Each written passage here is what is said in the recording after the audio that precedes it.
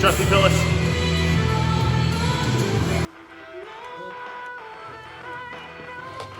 Feel that connection? Jesus Christ.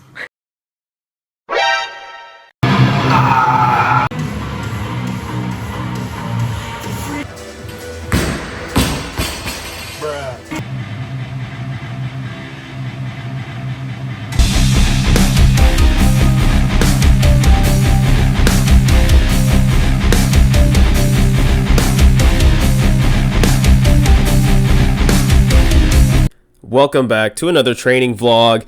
Sorry I missed last week. As you may have known, I got married last week, so I was pretty busy all weekend with all those festivities and whatnot. It was a great time. I really enjoyed the time off and just spending time with my newfound wife. It was amazing, so I appreciate you all and your patience. But we're back on the grind, baby, to the American Open Finals coming up in December. Starting out with our Monday training session, power snatch plus 2 snatch, getting up to 260 pounds or 118 kilos. Definitely was very questionable on the powers and was not the best looking snatches I had ever done, as you'll see, but it is what it is, right? You just come in, you get the work in, make the best of what you can. Not every day is going to be great when it comes to weightlifting, but you just got to grind it out and be present for every single session. Gearing up to our top working sets here next. As you'll see, I'm just catching it a little bit lower than what I want, and I'm not exactly 100% sure. I just don't think I was strong enough to power snatch 118 today, as my best without straps was 121. So I was going off 125 with straps, so this is dangerously close to my best power snatch ever, and a very convincing power snatch to say the least. Some other power snatches, you know, aren't too convincing. The hip crease is very questionable, but as you'll see right there, oh, did I power snatch it? Maybe. Could have been just the angle, but it looked close.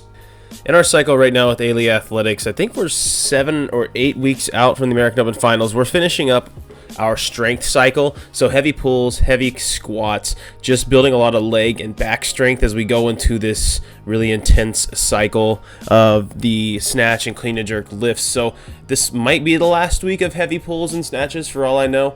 We're gearing up for a heavy triple snatch on Saturday, and we've just been doing heavy squats and heavy pulls pretty much the whole last 4 to 6 weeks.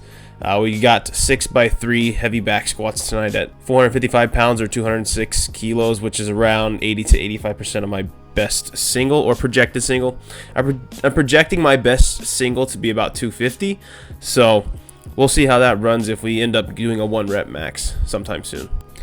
So I've been running into a lot of issues with my programming right now, mainly because just the intensity that we're lifting at and the volume we're lifting at really puts a big strain on me, working 40 hours a week as a physical therapist and then also trying to do all my online stuff. It tends to wear on me, so I've been having to make adjustments to the programming.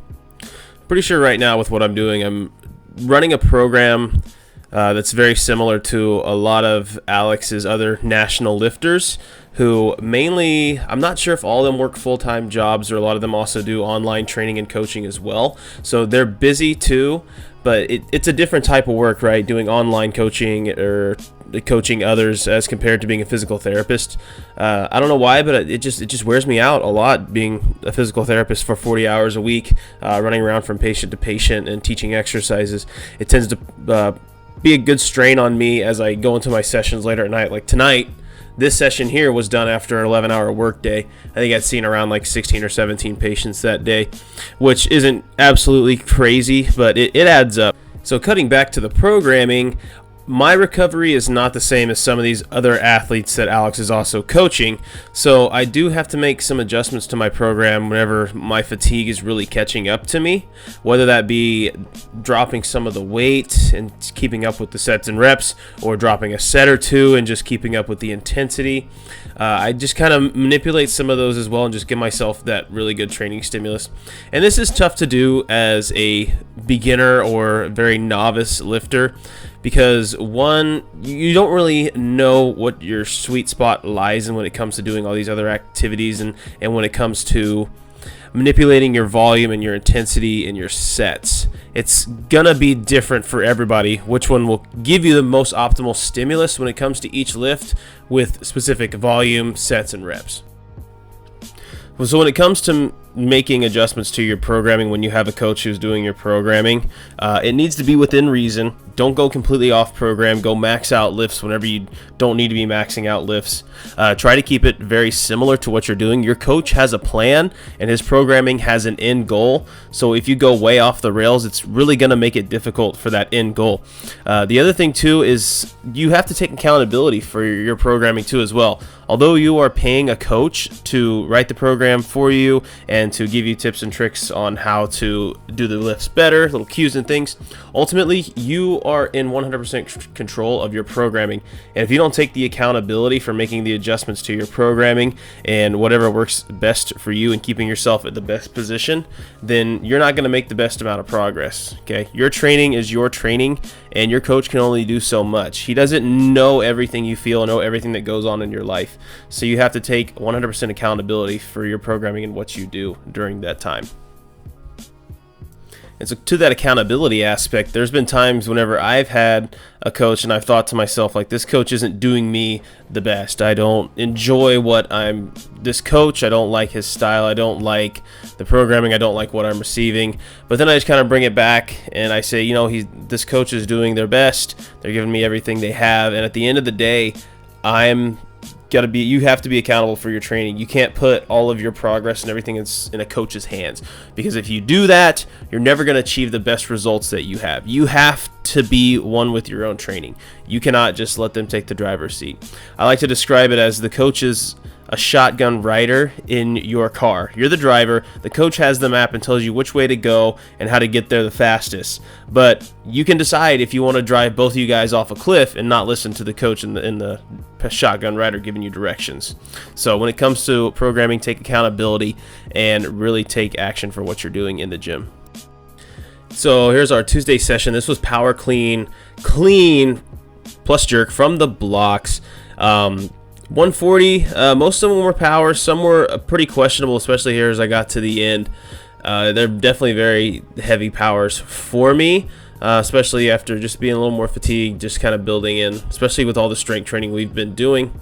And then we finished on some medium grip Romanian deadlifts at 120, just focusing on that hammy stretch and low back isometric load, loading the glutes, loading the hamstrings, building up that strength as we enter toward the intensity cycle and peaking a lot for the American Open finals. I've been finding a lot whenever I can't truly power clean or power snatch something in the program, I'll just keep the weight and I'll just try to make it the best power that I can, even if it's a full snatch or catch it parallel snatch or catch it parallel clean, stuff of that nature, which my parallel isn't a whole lot different than my deep squat snatch or clean or squat clean. So I just try to catch it the best that I can, make it the best lift possible, and just stick with the weights there. So it's not too big of a deal as long if you're not powering some of the percentages that you have, as long as it's a really good, smooth, clean lift and you're hitting your positions correctly. That's the main focus you want. Don't try to stick to these high percentages on powers if you're just starfishing and the technique really gets sloppy out of the window. You want to stick to that nice, clean technique and make it the most refined and repetitive and easily producible technique that you can do over and over again. Because once you start doing all this sloppy technique and you start building these bad neuromuscular motor patterns with this weight, it's going to be hard to reverse that when it comes back to the other cleans and when the weight starts getting heavy. You're just going to kind of get sloppy with it, throw yourself underneath it, and really just kind of throw technique to the wayside and just try to power and muscle everything, which can work for some people because some people are just absolute animals. But there will be a breaking point where your strength will run out and you will need to rely on technique.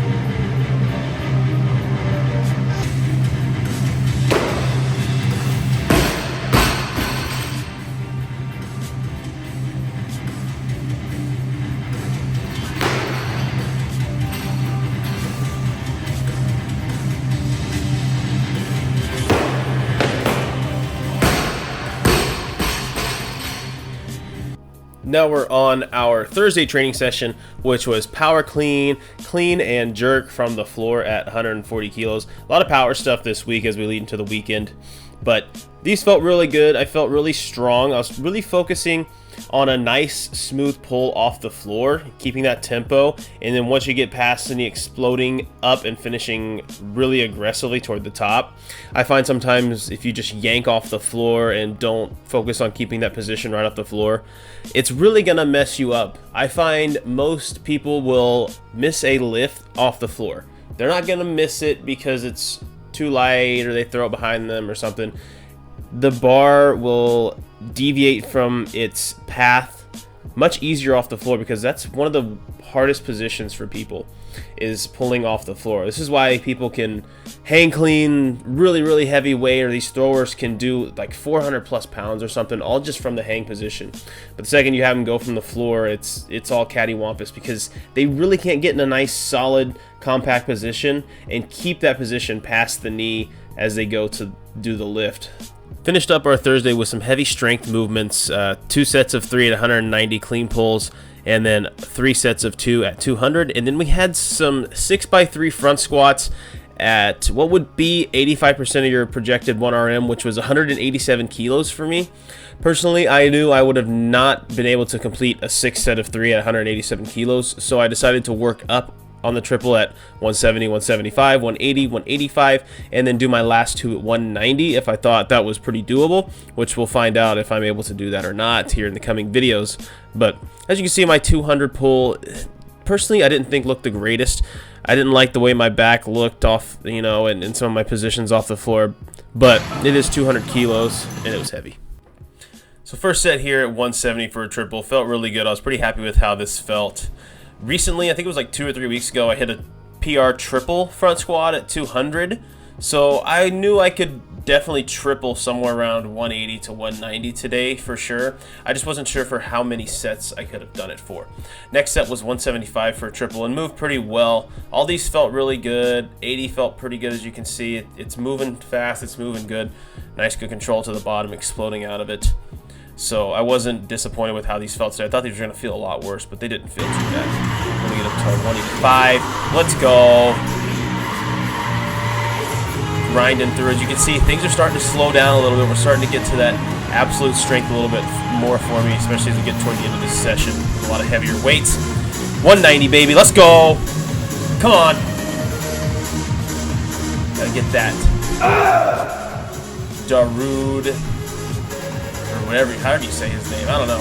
Feel the beat, baby. Yeah! Come on! Alright, last set. Second down. Oh, failed. Man.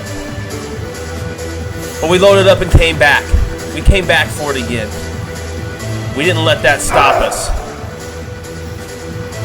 Because we're coming, baby. We're coming. Oh. Come on, man. No! Then I ended up skipping the Friday workout because I felt like trash on Friday after work. And then we came to this whirlwind of a piece of garbage Saturday workout. I was really hyped for today because it was a max snatch triple, so I was ready to hit a good number, but my body just wasn't feeling it. It was not there. These heavy squats are really taking a toll on me, and these heavy pulls as well. So I'm just trying to muster up enough strength and energy to get these done. See, I missed that 110 there on that triple. I finished the day on the triple here with 120 kilos, which is a match for my best triple from the floor. So I'll take a match, but this isn't how it's supposed to be feeling, you know?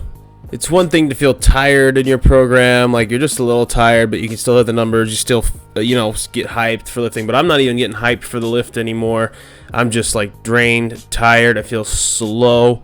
I think I've definitely reaching a point where I'm definitely overreaching or overtraining this cycle, especially with the high intensity and the high volume that we're doing with the strength training, and then we're doing like 3 rep maxes here. It's too much for me. So I'm gonna have to make some adjustments, pull back some. I decided to go up to 127 after I missed my last one on the third with 125, so I figured I'd at least give this one an attempt. The first one was definitely sloppy. Came back for the second, was a no-go. So I was like, well, what if I tried straps? Let's strap in and see how things go. Hit the 120, it didn't feel bad. So I was like, let's go back to that 125 for a triple. Made our first one here, but you'll see the second just wasn't there. It's all the same. I had enough energy probably for one good triple at that 120, and that was pretty much it. And even the clean and jerks here, I was getting just absolutely beat up, and I knew I was getting beat up whenever I got 120 on the bar, and I was like, man, this just feels slow. It doesn't feel fast. It doesn't feel poppy. And so I had supposed to have some sets at 155 and 160, and then some really heavy clean pulls. I mean, I'm talking like real heavy, like 100%, 105% again. And I just ended up skipping them all together because I'm drained, man. I don't feel good. There's no amount of down training on the strength movements and these clean and jerks, like going down this to this or that would be more beneficial than just taking the rest and just really catching up on that recovery. Made 155 once. It was definitely heavy. Clean's always heavier than the jerk. And then I come for the second attempt, and I just Clark it. I said no thanks. Just not feeling it at all. So we'll have to make some adjustments as we go into the American Open finals, but man, I'm just beat up right now.